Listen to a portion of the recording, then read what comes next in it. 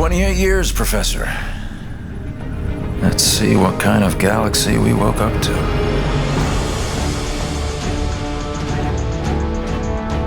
We had a very specific story we wanted to tell, and in particular, new characters that we wanted to introduce. And I think RTS players have higher expectations from story, and we wanted to make sure we did that in the strongest way possible.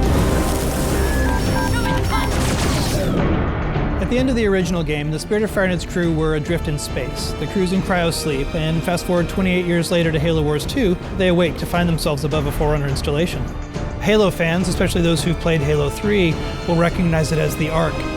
It's the largest and most powerful of the Forerunner creations, and it's also the birthplace of the Halos. It's literally the place that made all of the Halo rings, so that's the kind of power that's contained there. The only connection they have when they wake up is a small signal, one emergency beacon, that's coming from the surface of the Ark down below.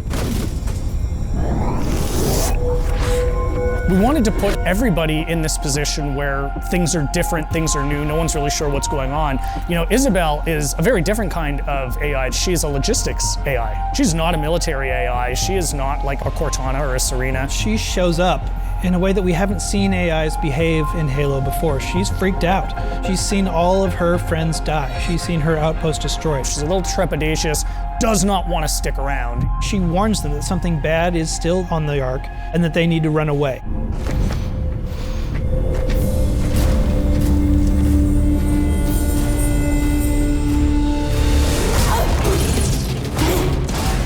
The Spartans from Halo Wars, last time you saw them was in the original Halo Wars, just tearing down a pack of elites.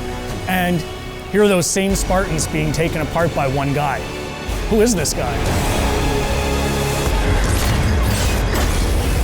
They meet Atriox for the first time. He surprises them. The Spartans expect a brute, they get much more than a brute in Atriox.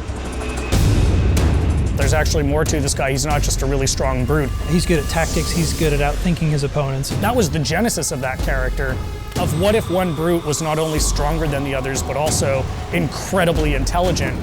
Atriox is something the universe hasn't seen before. The fact that he can surprise and then beat 3 Spartans in hand-to-hand combat sets the stage for who's in charge of the Banished and the kind of threat they pose. From a visual standpoint, we wanted to carry over enough of the original Covenant technologies, but at the same time, being in your face, more about hard hitting and close combat. You know what a Wraith does if you've played Halo, but you've never seen a Wraith look like this before. Lots of layered armor, lots of ramming spikes, things that spoke to a brute's sensibilities and aesthetic choices. This is who they're going to have to fight. This is who Captain Cutter has to beat. Our astronavigation system can't pinpoint a location. We're not on the map anymore.